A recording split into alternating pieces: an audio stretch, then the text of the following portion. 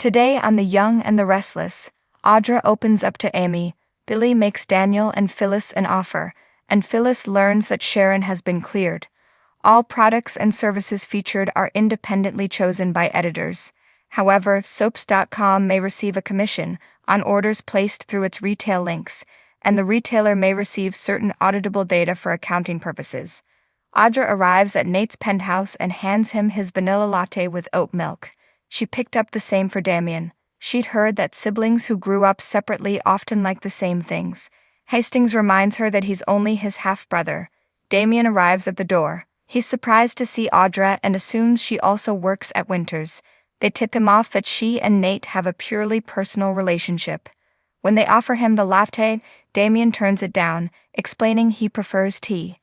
Giving Nate a kiss, Audra leaves the men to talk. Once alone, Nate admits to Damian that he hasn't been upfront about why he went to LA to offer him a position. That's no surprise to Damian, who guessed there's no job. Nate explains that Amy asked him to track him down because she has something important to tell him. It's not his place to say what it is. Damian asks what his part is in this. Nate can't explain but repeats he needs to see Amy and hear her out. Why am I sensing urgency here? Damian asks. Hastings can understand that family is hard and it can feel better to walk away, but assures him he won't regret talking to Amy. The only thing I regret is you wasting my time, Damian declares, storming out.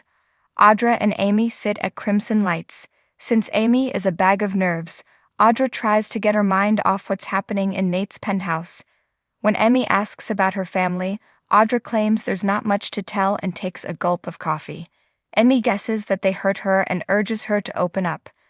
I have been keeping a lot inside, Audra admits. She started to think it could be good to open up to someone.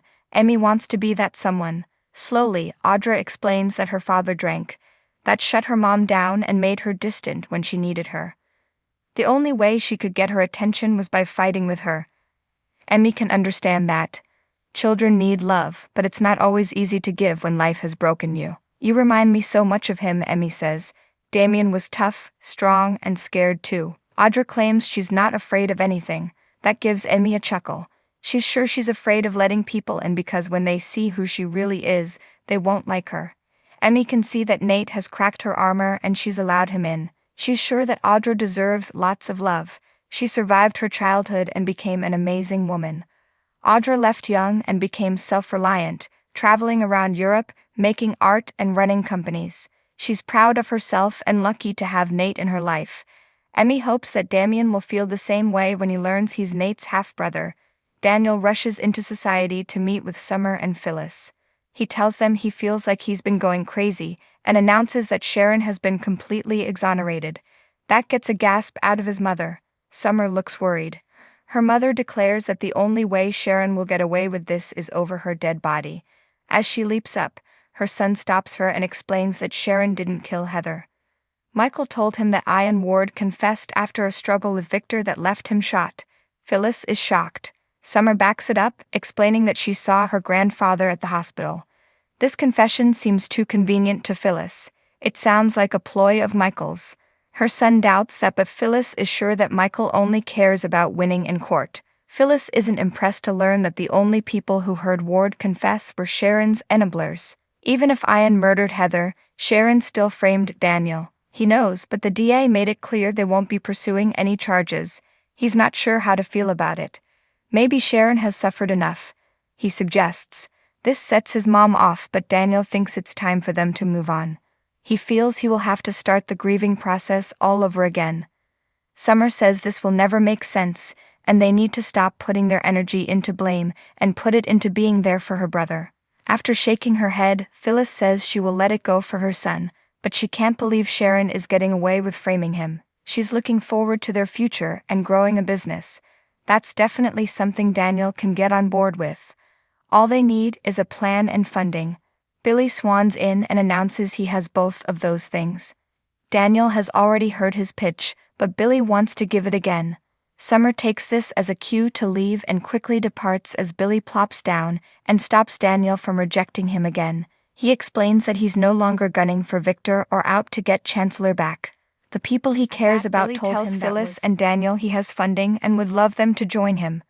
This sounds too good to be true to Daniel, but his mom is sure they can conquer the universe. Billy announces they will be starting an epic media empire. That sounds great to Phyllis, but her son points out they would be in competition with Newman Media. Billy swears this is not the same old battle cry, but about building something to be proud of, and he needs their talent and energy. Enthusiastic, Phyllis says she's in, even if she has some questions. Daniel asks where the funding is coming from, and Billy explains it's Jack, who has every confidence in him. Phyllis loves his confidence, but Daniel feels they will need time to discuss this. Telling them they can build something real and powerful, Billy exits. Daniel admits that Billy has some good ideas, but he's also Billy, and everything he touches seems destined to fail. As Jack walks through the dining room of the Abbott manse, he notices Kyle staring into space. He wonders if things are tense at work. His son explains this isn't about business. Claire informed him that Jordan escaped prison and was working with Ian Ward. Jordan ended up poisoning herself, and Victor ended up taking a bullet for Nikki when Ward tried to execute the family. Victor's family escorts him into the ranch and fusses over him as they settle him into a chair. He tells them to stop hovering like he's an invalid. They remind him he was shot, and Nikki insists they will dote on him and he will let them. "I guess we dodged a bullet, didn't we?" Victor jokes. Nick points out it wasn't dodged. Getting serious, his father asks if the Ward situation has been handled so it won't come back to bite them. Nick and Adam explain that they handled Chance. They told the cop they heard Ian confess to everything. It's not like he or Jordan are around to contradict it. Nikki worries that falsifying the confession could cause problems down the road, but they are sure that this, combined with what Sharon recalled under hypnosis, closes the issue. Nick thinks that everyone needs closure and to move on. They'll stick to the story. Case closed. Victor says they are lucky that things went their way. He's proud of how they handled it. The siblings start ribbing each other until there's a knock. It's Jack. He's relieved to see that Nikki is okay. "What the hell are you doing here?" Victor demands. Jack explains that he heard about their terrible ordeal and wanted to check on everyone. Nick assures him they are all fine and now the healing can begin. The Abbott asks about Jordan's escape, and Victoria says they are just grateful she's dead.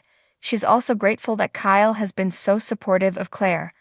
When Jack hopes Victor isn't in too much pain, the Newman doubts he gives a damn. He's sure that Jack only came to see his wife. Jack claims he wanted to see everyone. Nikki assures him that all has been taken care of and they have peace. "Go home and worry about your own nonsense," Victor says to Jack. As the Abbott is about to exit, Victor adds, "Tell your son to stay away from my granddaughter." Squinting, Jack asks where that's coming from. They're adults with deep feelings and they can't change that. "I'll do whatever the hell I want to do," says Victor. Once Jack is gone, Victoria asks her dad why he has such an issue with Kyle and Claire. "Because I don't like it," he barks. His daughter accuses him of taking on Jordan's role of determining who Claire can see. When Victor reminds her of Kyle's history with women, Nick takes this as his cue to leave. The kids all get up and tell their father they love him. He apologizes for being in a bad mood, but he's in a lot of pain. Once the children have exited, Nikki tells her husband she can't believe he's still opposed to Kyle and Claire being together. After a frustrated sigh, he explains that he can't stand having people he hates around his family. "Can't stand the Abbotts. Eventually, I'm going to make sure Claire feels the same way," he says. Changing the subject, he tells her how happy he is that nothing happened to her. He doesn't know what he would do without her. "You'll never have to find out," she says, kissing him. Back at the Abbott manse, Damian and Kyle discuss the ordeal at the ranch. He remembers the strange woman that Claire encountered at society. He's in awe of how brave Claire is. He always knew she was resilient, but this is next level. From his face, Damian can tell he's become much closer to Claire. Kyle admits that he's been surprised by how much he cares about Claire. His mom thinks he's falling for the Newman, and that makes her worry that trouble could be ahead. She assures him that she trusts Claire. It's her grandfather she doesn't trust. Kyle knows Claire loves her grandfather, but he has nothing to do with their relationship. He couldn't care less about Victor's feelings. Damian suggests he should because the Newman may do all in his power to keep them apart.